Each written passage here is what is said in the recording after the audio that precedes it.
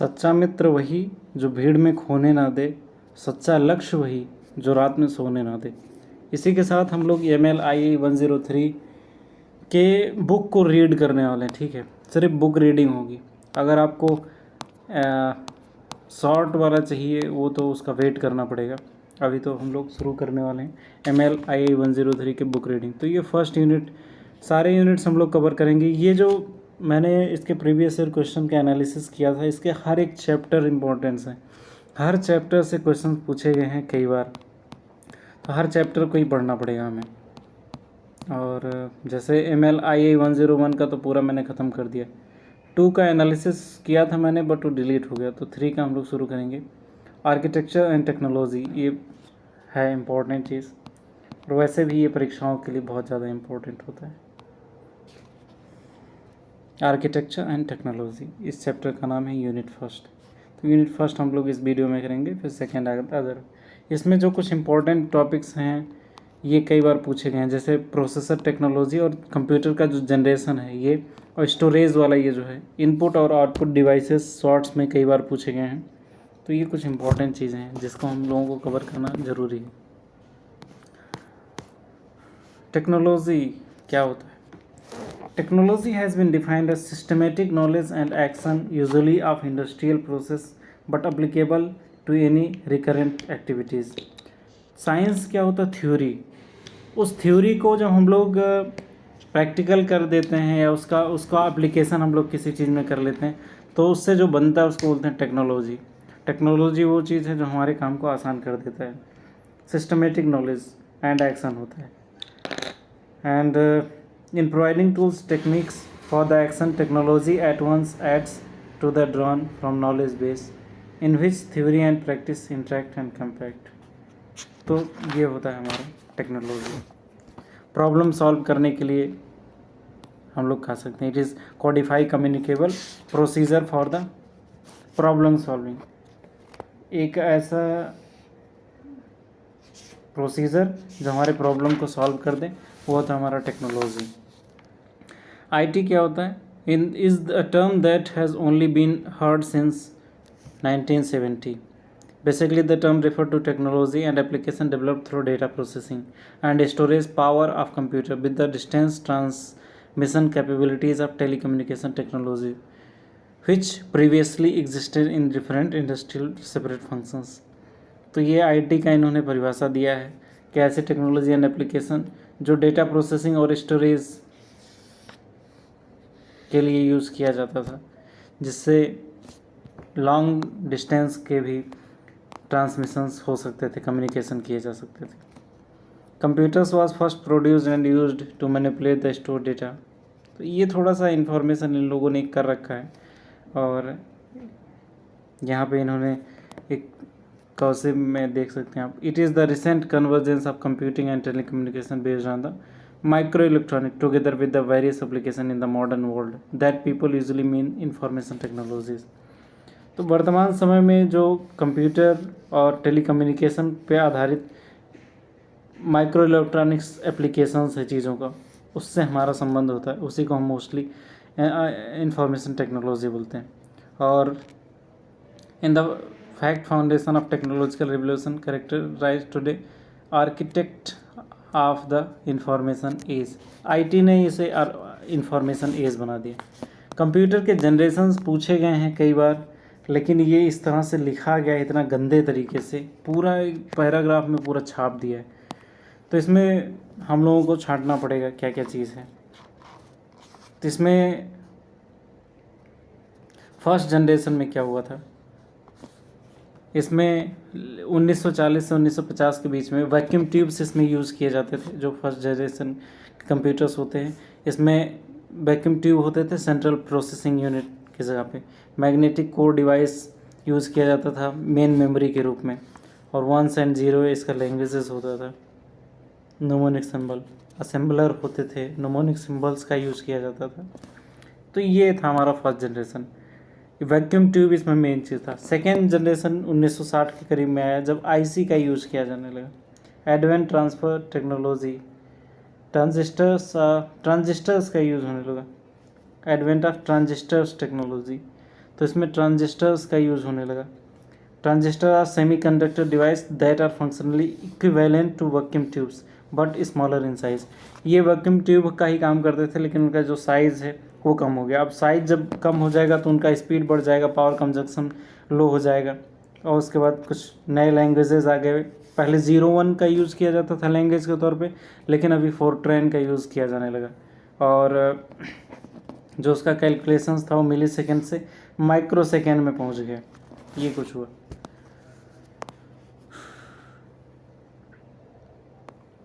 और third generation कहाँ है?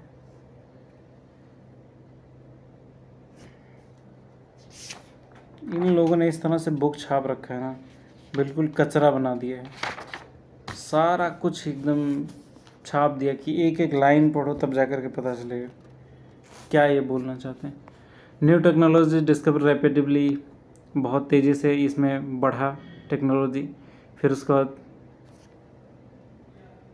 ये जो आईसीज बने इसको ही हम लोग थर्ड जनरेशन बोल सकते हैं, इंटीग्रेटेड सर्किट्स।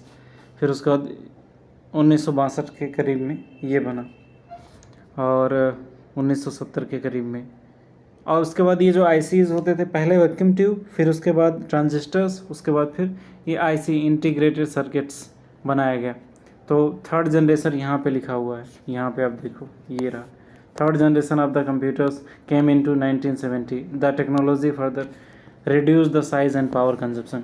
जो भी नई नई टेक्नोलॉजी आती है वो यही साइज़ और पावर कंजम्पशन की है। तो इतना ज़्यादा एक्सपेरिमेंट के बाद हमारे हाथ में मोबाइल पहुंचा है।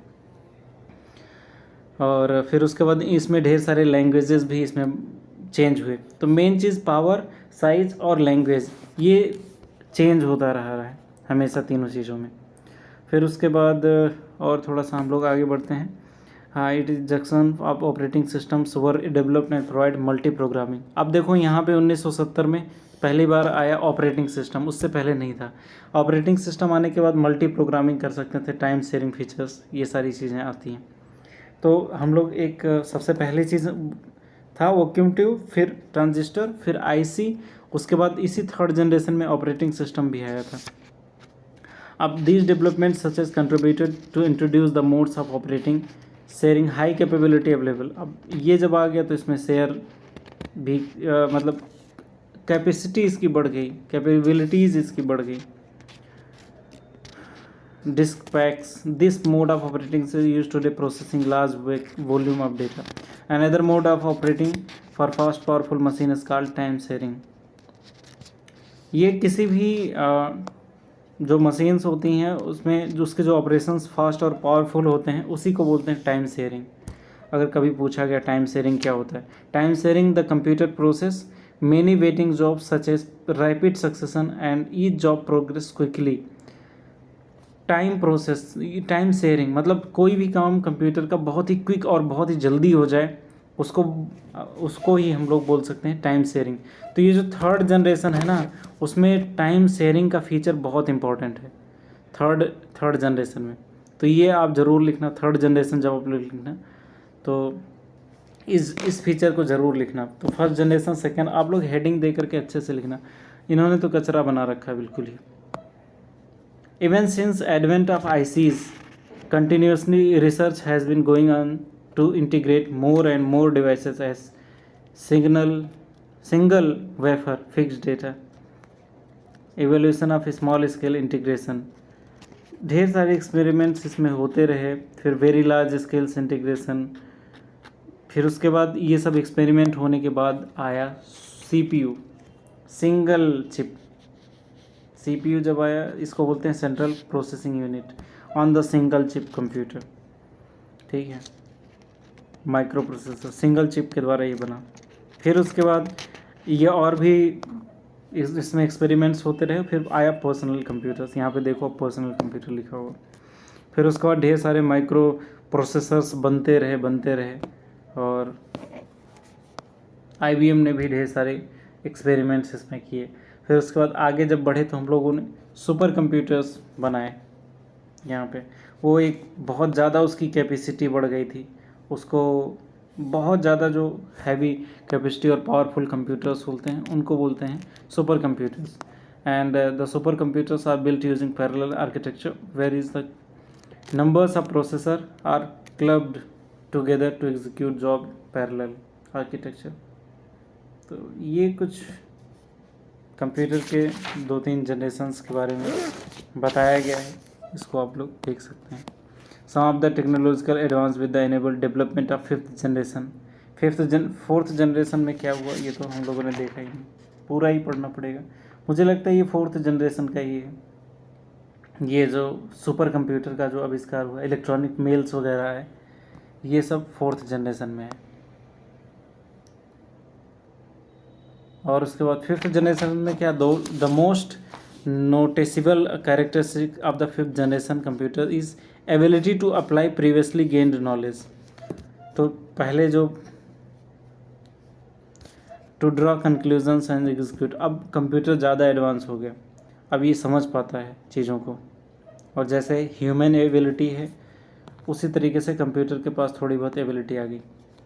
और इसमें और भी कुछ चीज़ें थी. पैरेलल प्रोसेसिंग ये कर सकता था कि many processes are group together the function are one larger group processor. एक साथ कई काम कर सकते थे. सुपर कंडक्टर भी था. Super conductor is a conductor through which electricity can travel without any resistance. इसकी भी उस समय खोज हो चुकी थी. तो इससे स्पीड बहुत ज़्यादा तेज़ हो जाएगा. और today's computers those are 4th generation already exhibit some characteristics.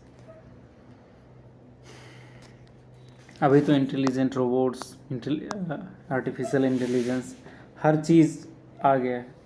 तो ये कुछ जनरेशन के बारे में था, मेनली 4th 5th, इसको आप देख लेना. प्रोसेसर टेक्नोलॉजी ये कई 1-2 बार पूछा गया है. इससे ज़्यादा इम्पोर्टेंट है स्टोरेज, तो इसके बाद हम लोग स्टोरेज वाला देखेंगे. The page of the technology change the revolution. मैं इसमें सिर्फ इंट्रोडक्शन दे रहा हूँ. ये वैक्यूम ट्यूब क्या होता है, आईसी क्या होता है, उसको जाकर के आप गूगल कर सकते हो. The pace of technology change is revolutionary. The convergence among enabling technology has progressed to such an extent that even the purpose of exposition it is difficult to separate out the one technology from another technology. Processor जो है बहुत ज़्यादा important role play करता है. Micro processor technology, यहाँ पे आप देखोगे कि किस तरीके से ये इसका विकास हुआ. यहाँ पे एक डायग्राम बना करके इन्होंने बता रखा है.